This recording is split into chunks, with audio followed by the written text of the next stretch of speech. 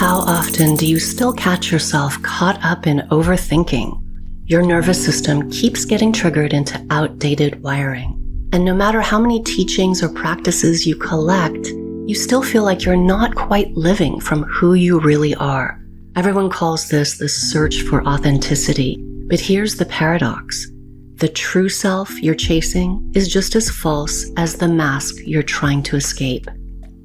This is Amara Strand. Welcome to my podcast, where self-mastery stops feeling abstract and starts being lived. Today, we're talking about the chase for authenticity, why it traps you in overthinking, false identities, and a nervous system that won't let go of old imprints. Think about it. You've spent years in self-analysis, trying to fix yourself or chasing higher states, hoping to finally feel whole. But instead of clarity, you end up with just as much mental clutter. Instead of freedom, you end up with the same nervous system firing its old alarms. Instead of authenticity, you get another identity project. And that's because the chase itself isn't neutral. It's engineered by your synthetic mind. It keeps you busy, managing problems, rehearsing old injuries, trying to upgrade a self that was never real in the first place. And while you're running that circuit, your body, the one place you could actually inhabit your authority, gets sidelined.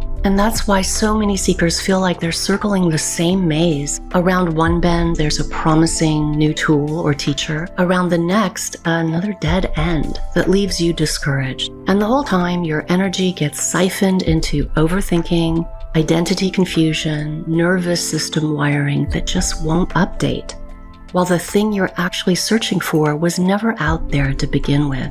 So in this episode, I want to unravel that paradox to show you how the chase itself manufactures the very problem you're trying to solve, and why embodiment, the ordinary physical immediacy of being here and fully plugged into your body, is the one place where your natural mind comes online, your nervous system can be retuned, and your authority begins. Because until you see this, you'll keep searching for authenticity in the one place it doesn't exist, outside yourself, outside the present moment. So consider this. If you're not fully plugged into your body, who's in charge? Because something is making decisions, steering your reactions, shaping the tone of your life. And it isn't you, not the part of you that actually knows. When you're not integrated into your body, you're at the mercy of systems you didn't choose. You've probably felt it, a sense of being insufficient, brittle, somehow ill-fitting in your own life. You may not call it that, but you know the feeling, like you're wearing clothes cut for someone else. And this is where the chase begins, because living from this contrived identity, you can't help but sense there's something more, a higher resolution version of yourself. Deep down, you know this isn't home. But instead of realizing that your true self is right here, always right here, inseparable from you, you start idealizing it. You project it outward as some kind of myth or goal, an aspiration, a perfected version of authenticity that lives somewhere in the distance, if only you could reach it. Do you see the trap? The fake self doesn't just exhaust you, it manufactures its own opposite. Because in this duality paradigm, a brittle, false identity naturally creates an equally false, idealized true self. And now you're stuck between the two, clinging to the mask, chasing the mirage. And that's how the chase becomes your life. A fake self that doesn't feel like home, a mythical self that promises life will finally make sense, and the exhausting effort of trying to close that distance between them.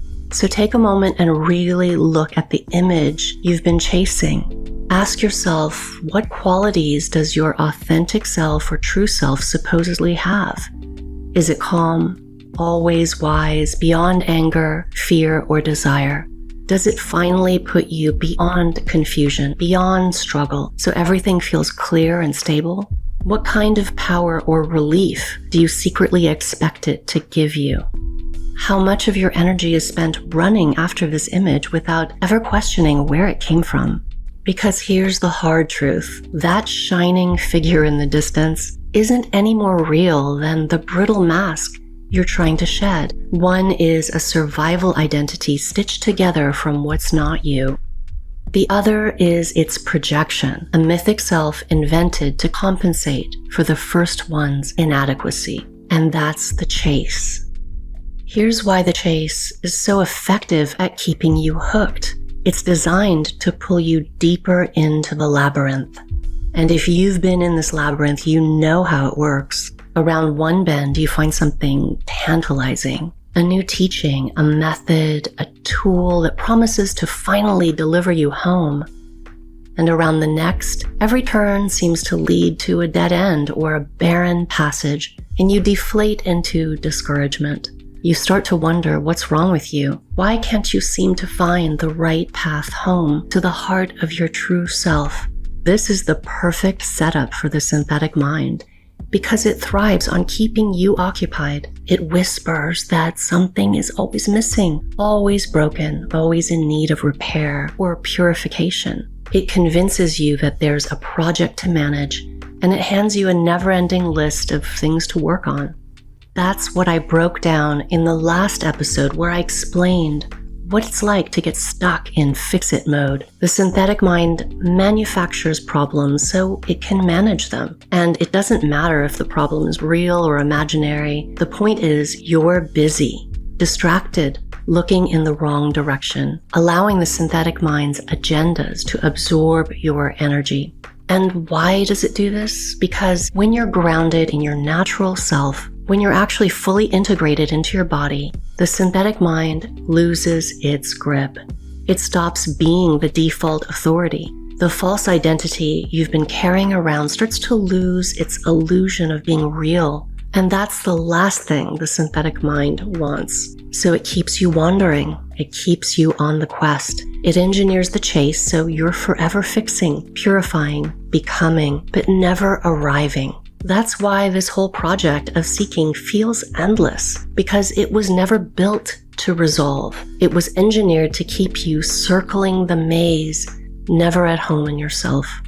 What does your version of fix-it mode look like? Everyone's is a little different. Is it endless analysis, constant self-critique? Or maybe it's the way you collect teachings and practices like shiny little treasures, amassing a whole cabinet of them, but never actually stepping out of the maze they're meant to solve.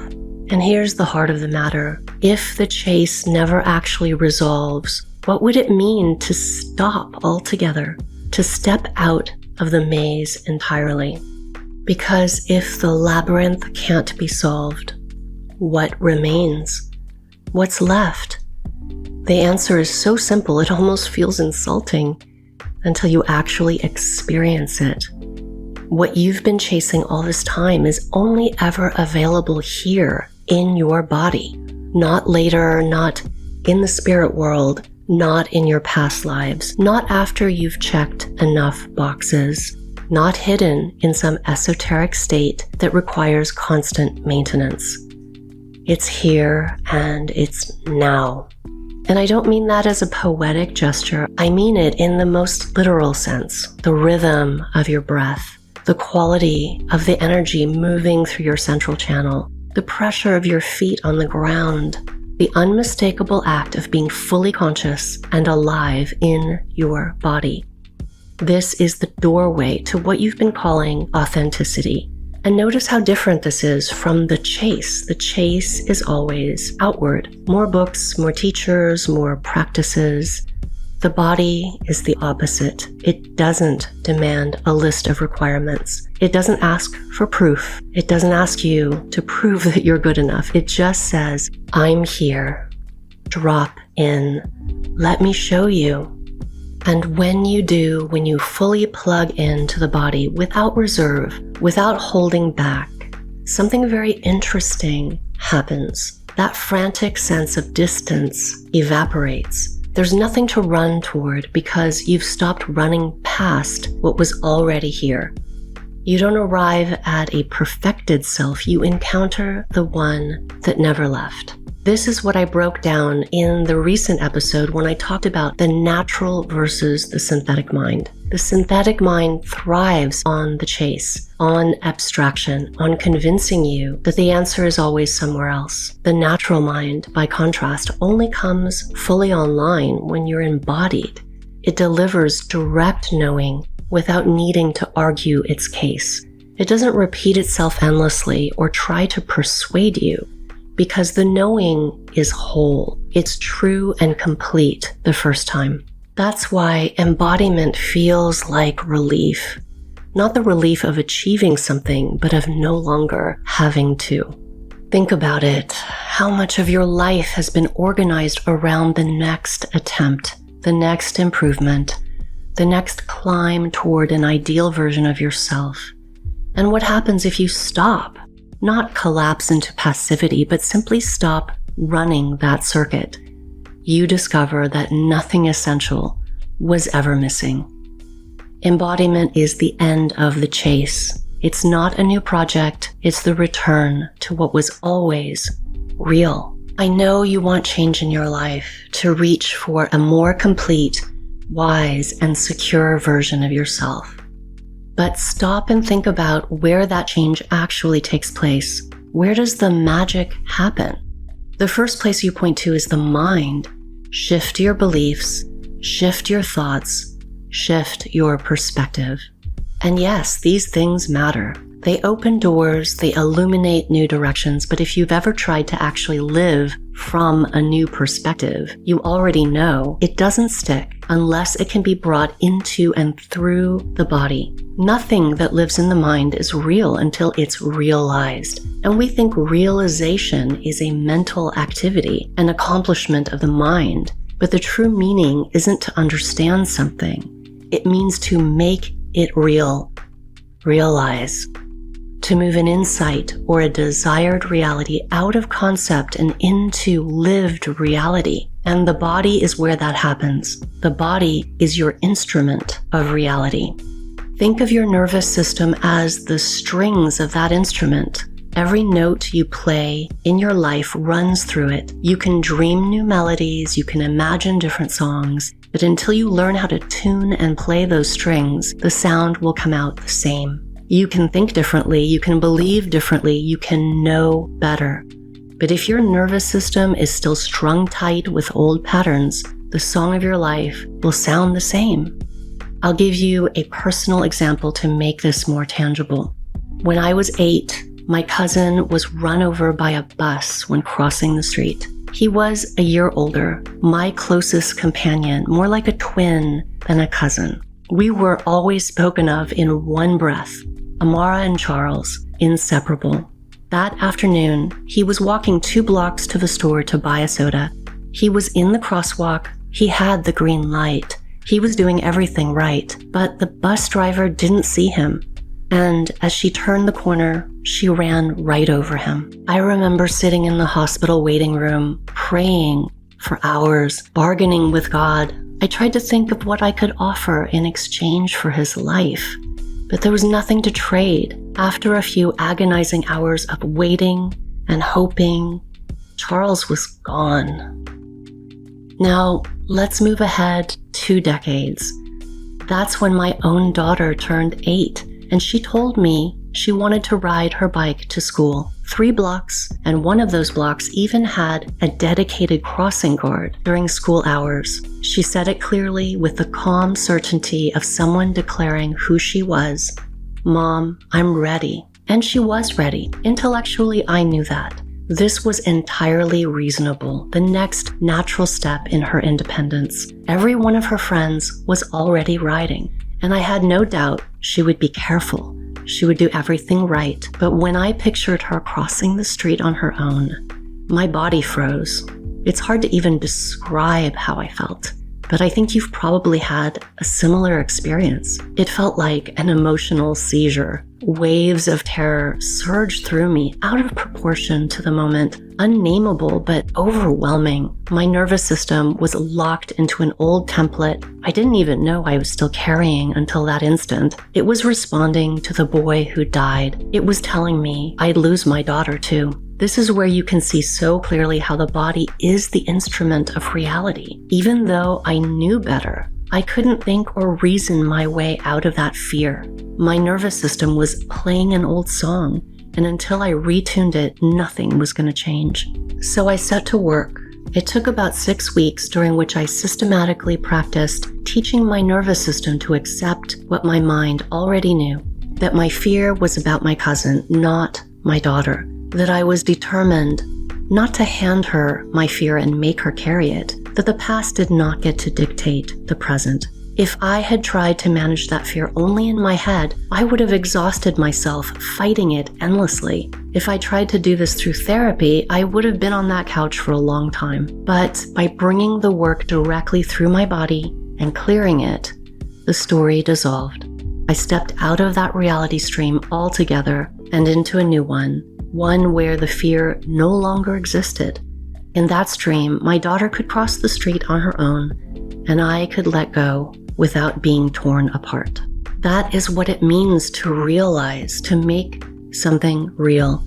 You don't just understand it. You don't just think about it. You bring it through the body until it becomes the reality you live in. It's not enough to know something in your mind. You must transfer it and translate it into your body, into the language of your body. Your body needs to know it. Your nervous system needs to believe it. Your body and nervous system do not speak the language of the mind.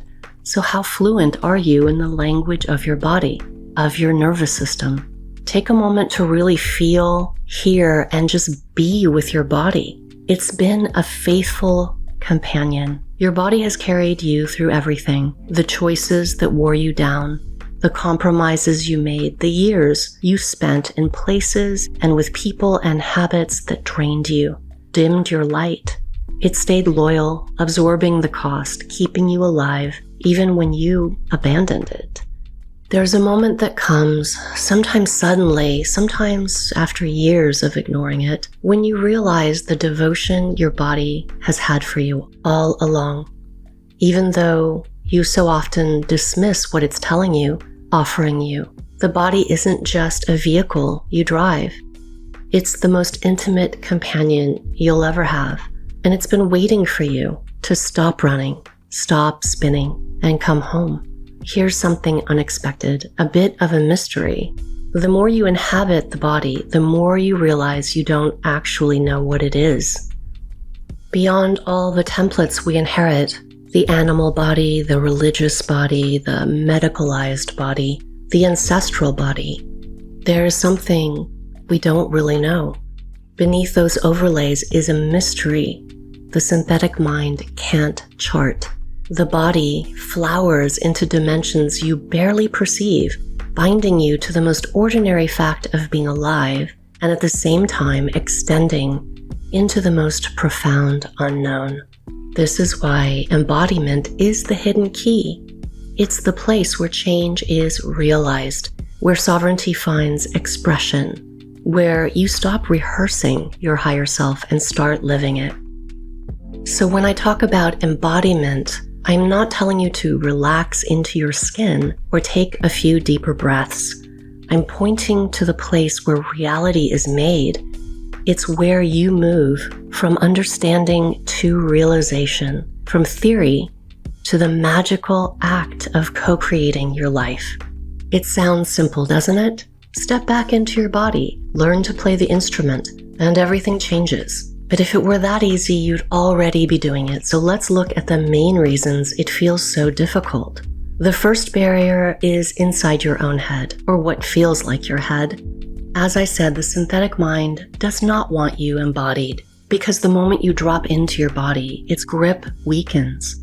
Its endless commentary loses authority. The brittle identity it has constructed begins to unravel, and so it employs its own tactics to keep hold over you. It pulls you into fix-it mode, convincing you that embodiment is another project to manage, or it lures you back into seeking, promising that the real answer is just around the corner. Anything to keep you running in circles, instead of sitting in the one place it cannot dominate. Have you noticed that the synthetic mind runs on momentum? It's always heading somewhere, dragging you along. And that momentum comes with its own kind of time. Everything has to be part of a sequence, part of a process.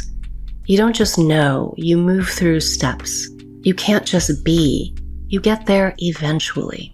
You're so used to this that you don't even notice how deeply it's built into you. That constant forward thrust can feel maddening, which is why you chase meditation, mantra, flow states, anything to give you a break. And when you manage it, the relief is incredible. But it never lasts. That momentum always returns, along with that synthetic sense of time.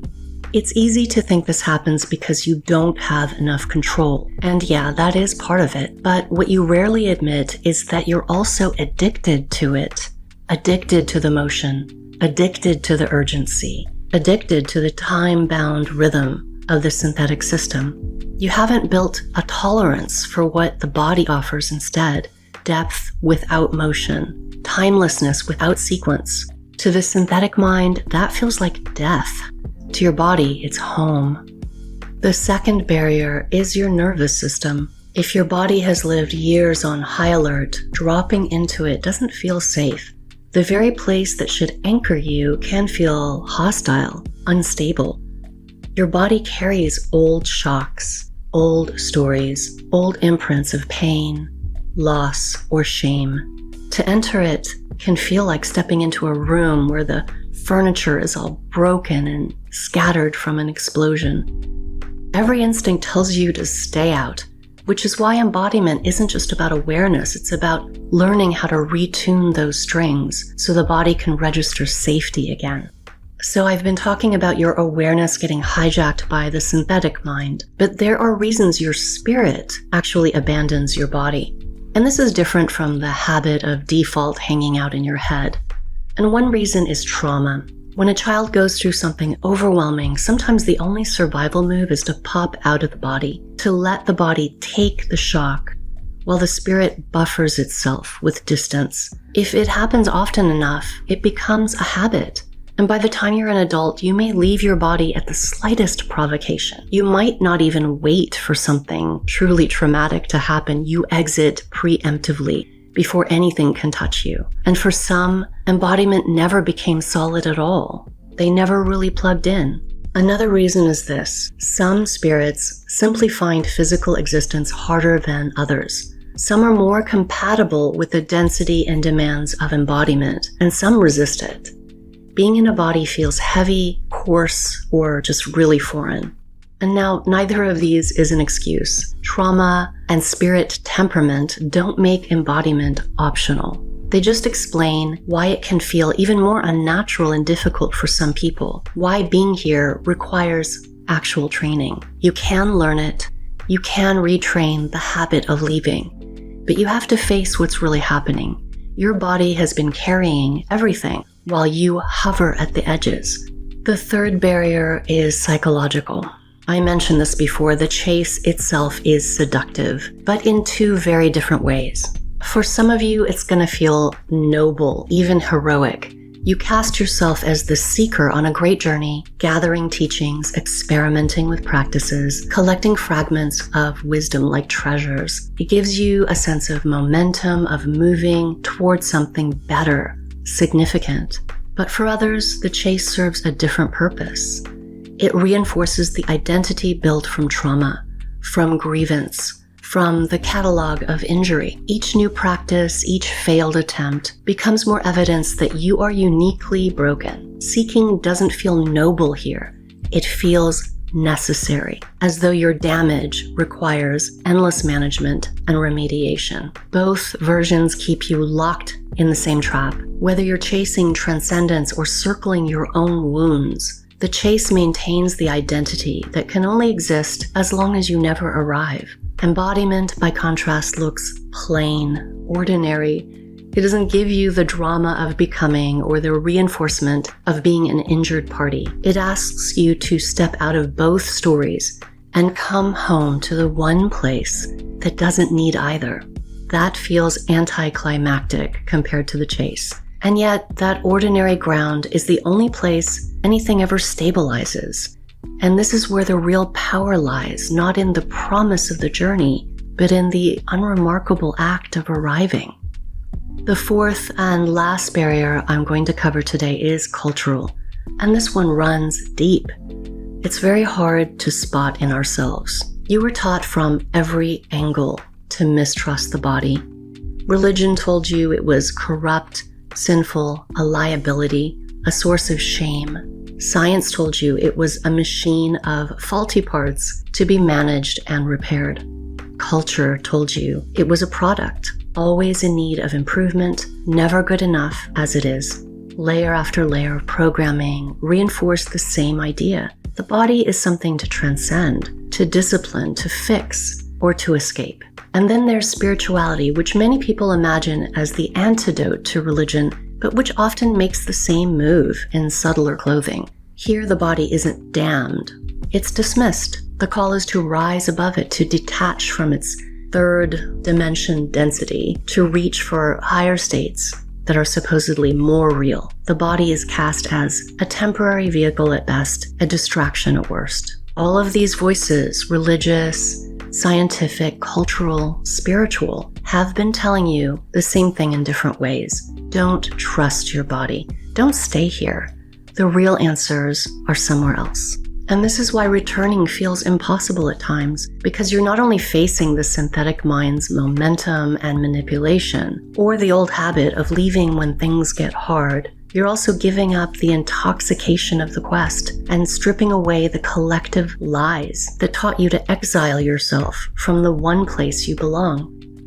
And still, this is the work, to step past the synthetic mind's tactics, to retune the nervous system from within, to resist the seduction of the chase, to strip away the lies you've inherited about the body. So where does this leave you? Not with another quest, not with another identity to build, but with a practice of return. Embodiment isn't something you achieve once and hold forever. It's something you come back to again and again until it stops feeling like a novelty or a spiritual achievement and it starts feeling like home. Once it feels like home and you have built a tolerance for the depth, the knowing, and the different quality of time you experience in this state, you will find the noise and constant movement of the synthetic mind jarring, unsettling, uncomfortable. It becomes more irritating than tantalizing, making it increasingly easier to stay fully grounded. Your stance, your positioning in life change in significant but also mundane ways. And that's what the bike story was all about. On the surface, it wasn't some great feat. It was ordinary. An 8-year-old girl riding her bike 3 blocks to school. A mother wanting to be a better parent and not to give in to fear. And yet these humble moments are pivotal because these are the points we find ourselves in all the time. Moments where the past wants to rewrite the script of the present. Moments when we want to reach for a higher version of ourselves but feel flooded or blocked by our programming. In that moment, my nervous system wasn't responding to my daughter's move for independence. It was responding to a devastating and confusing loss I experienced when I was her age. Left unchecked, that old imprint would have dictated the present, turned a child's milestone into a mother's terror and limitation. And this is why the story matters. It's not about parenting. It's about how to move through these ordinary moments in life where pain, fear, and limitation from the past break through and try to set the terms. It's about recognizing the old script and refusing to let it run your reality. And it's about making it real, not through brute force of will or trying to fight or fix the old story, but by understanding the need to realize your intention, your chosen reality through the body. That's mastery, not in some grand mythic sense, but mastery in the small moments, in choosing and knowing how to realize that choice, how to bring it through the body so it becomes real. And this is what I mean when I say you don't have to be at the mercy of your synthetic mind or your story or even the archive of nervous system templates that you've carried forward. You can meet them, you can retune the instrument, and you can choose differently. And this is also why I value my body, am devoted to my body. I love working within and through my body. Being fully embodied doesn't mean identifying with the body or getting lost in the density and materialism of physical life. It means inhabiting it masterfully, playing the instrument with precision so that your life is authored from here, not from the noise of the synthetic overlay. And every time you do that, you reclaim sovereignty, not as a concept, but as the quiet stability of knowing this choice is mine and I can make it real. When I die, I will remove my essence from my body and release the physical materials back to the earth. When this happens, I won't be sad or cling to it or identify with it in any way. I am not my body. But while I'm here, my body is the way I make the magic of my life real. This is a familiar subject. Everyone talks about authenticity, selfhood, embodiment. It can all start to blur together, the same language repeating itself until none of it feels fresh. But maybe something today cut through that noise. Maybe a piece of this woke you up to what the chase really is, or showed you a clearer way into yourself. If it did, let me know in the comments. And if this lit something in you, share it with someone. That's how this kind of clarity makes its way to the people who are ready to hear it and wake up too. If you found this talk interesting and you haven't listened to my previous episodes, you will understand all this so much better if you listen to the past 3 episodes, because these are deep topics and I'm illuminating them in layers. They're all connected, so go back and have a listen. And if you want to work with these ideas in a way that actually changes how you move through your days, that's what I created my courses for. Not to add another layer of abstraction, but to make mastery practical, to give you a way to meet the small, decisive moments of your life with authority and choice. This isn't about becoming extraordinary. It's about inhabiting the ordinary with such clarity that nothing but your true, authentic self gets to define who you are and how you live. Thanks for being here with me today. I'll talk to you again soon.